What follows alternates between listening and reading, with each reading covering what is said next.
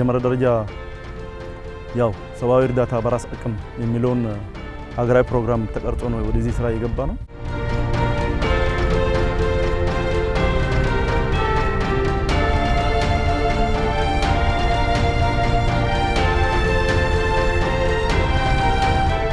እናንተ ቁርጠኝነት ማየቴ በጣም ደስ ብሎኛል።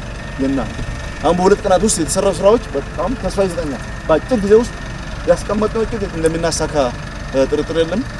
ግን አብዛኞቹ ያው የበሽታ ነገር ብቻ እንዳይመጣ ፈጣሪ እንዳይመጣው ካወጣ ደግሞ ወዲያውኑ መኪና በየቀኑ ስለሚመጣ ልከን ሰው እያሳከም ወደ ስራ እየተመለስን የሄዱበት ሁኔታዎች ውጤቱ እስከ መጨረሻ ያው ይሄ መድረስ የሚገባው ቦታ ላይ ከደረሰ በኋላ ከፍተኛ አመራሩ የስራ መከያ ትልቁ ስራ የዚህ ስራኛ በስተጀርባ ቆሞ ያለው ድጋፍ ያደርግ ያለው ሁሉ ከፍተኛ አመራር ነው።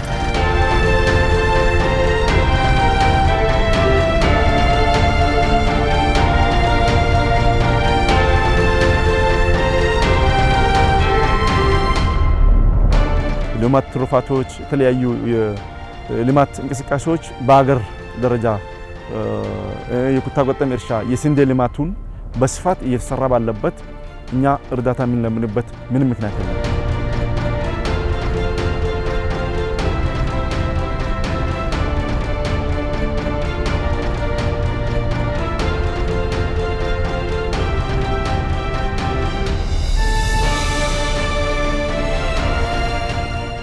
ዘንድሮ የምንሰራው ስራ መነሻ ነው።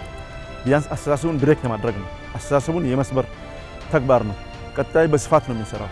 ቢያንስ ዘንድሮ 100 ሄክታር እናደርሳለን። ቢያንስ ጠርገን ማድረስ የሚገቡን ክሮፖች በየሲዝኑ እያደረስን እንሄዳለን ማለት ነው።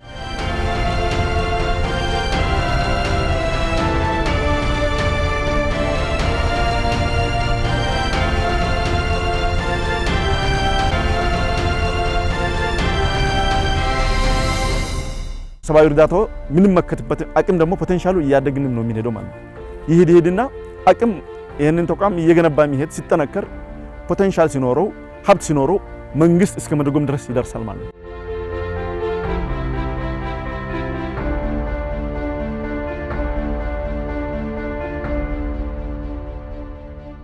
ቁጥቁጥ የሆነ እርሻ ነው ያለው። አሁን በዚህ ተጠቅመን በመንግስት መዋቅር በመንግስት የተለያዩ አደረጃጀት ተጠቅመን ማስፋት አለብን። ማረስ አለበት፣ መታረስ አለበት። እዚህ ያለው የተንበሸበሸ ምርት ማምረት አለብን። እንደ ቤኒሻንጉል ማለት ነው። የተንበሸበሸ ለፋብሪካ የሚሆን ለተረጂዎች የሚሆን እና ህዝቡን ትምህርት ወስዶበት ደግሞ ራሱን እንዲችል የሚያደርግ አካሄድ መከተል አለብን የሚል አቅጣጫ ተቀምጠዋል። መንግስት በጀት መድቦ ትራክተሮችን ምንጣሮ አድርገን የተለያዩ ሰራተኞች እዛ ቀጥረን አሰርተን የተሻለ ምርት የምናመርትበት ሁኔታዎች መፈጠር አለበት።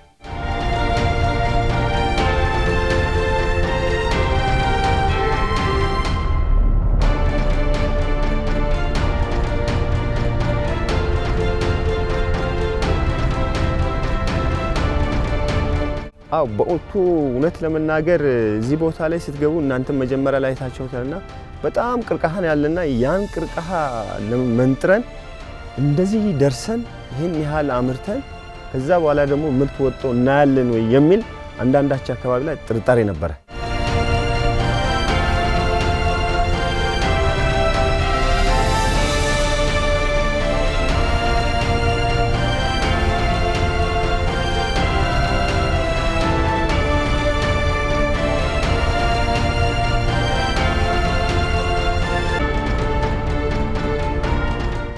ስራ እየተሰራ ያለው ኮሚቴዎች ነው፣ ማናጅመንት አባላት ነው። በኮሚቴነት አወደራጅተን እዚህ ያደረው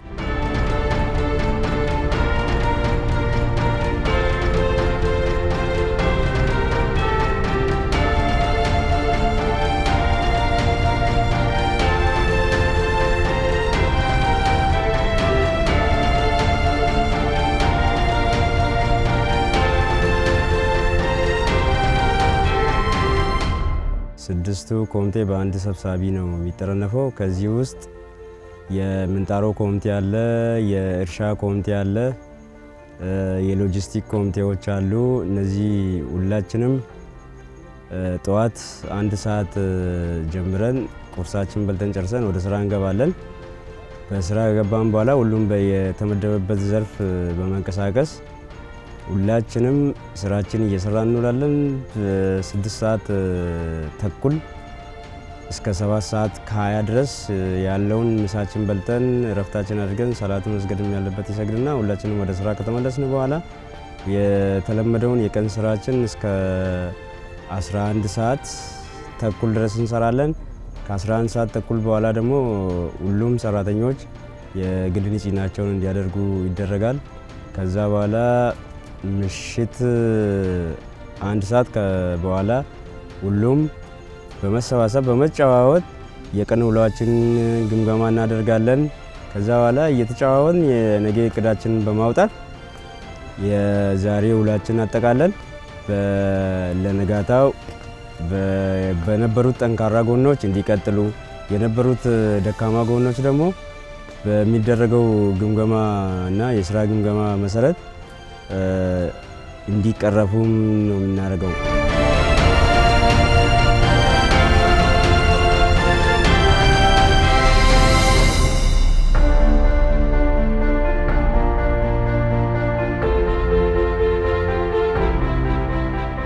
እኔ በ3000 ምናምን ተቀጥሬያለሁ እዚሁ በ3000 ሆኖ ማለት ነው። በ5 ቀን እዚህ ሙሉበት በወር 15 ቀን መጠበቂያ በጣም አሪፍ ነው። እዚሁ እኔ 4 ሰው ጋር ሆኜ ገዚው ማለት ነው 15 ቀን ነው የሚጠብቀው። ወንድሞቼን ደግሞ 15 ቀን ነው የሚጠብቀው። ሆኖ እያለ እዛ የሚሸጠው ንብረቴ ማለት ነው ለልጆችም ትርፍ ይሆናል። ደግሞ የትኛው ነው እዚህ የምወስደው ነገሮች ነው ጥቅማ ጥቅሞችን ደግሞ እዚህ የማገኘው ማለት ነው እዚህ አደጋ ስጋት ላይ ማለት ነው። ይህን ስራ የጀመርኩት ለልጆቼ የቤቱን እህል ከምሸጥ ራብ ላይ ከሚወርቁብኝ ብዬ እህል ተመዝደፍ ብዬ እዚህ ሀረም ሲመጡ እነሱ በመኪና ብለን መጣን። ከጀመረ ጀምሮ እዚሁ ነው ያለ ነው እየሰራን ነው። እህልም ቡናም በርበሬም ገዛም ምንም ገዛም በዛው የምንለዋወጠው ችግር የለብንም አልሐምዱሊላህ። ስለዚህ ጥቅም ነው የሰጠን አሪፍ ነው ስራው። እንኳን መንግስት ይሄን ለገሰልን እያልኩ ነው። በቀን ሰራተኞች ካቦነት ተመድቤ ስራ እንዳሰራ ተልኬ ከሐምሌ 9 ቀን ጀምሬ እስካሁን ድረስ በእርሻ ልማት ጣቢያ ውስጥ የሚሰሩ ሰራተኞችን በማሰማራት በየዕለቱ የሚሰሩትን አቴንዳንስ በመቆጣጠር እስካሁን ድረስ በስራ ላይ ይገኛለሁ። እንዲሁም ከዚህ በፊት በቀን ሰራተኛ ከከተማ አምጥተን ነበር ስናሰራ የነበረው አዋጭ ባለመሆኑ ከዛ ወዲህ ከመንገሌ 38 ከመስከረም 3 ጀምሮ ሰርቪስ በመስጠት እያመላለስ ከ46 እስከ 50 ከፍተኛው እስከ 50 ሰው ድረስ አሰልፈናል። እዚህ ስራ ላይ ትልቅ የሆነ ተስፋ አለ። መስራት አለብን። ይሄንን ደግሞ ያው ለመስራት በሁሉም ወረዳዎች ጀምረዋልና ሁሉም ወረዳ ላይ እንደ ሞዴል የሚወሰድ ነው ብዬ አስባለሁና ተስፋችን በጣም በትልቁ ነው። ቀጣይ ዓመት ደግሞ ከዚህ የተሻለ እንደሚሰራ እኔ እርግጠኛ ሆኜ መናገር እችላለሁ።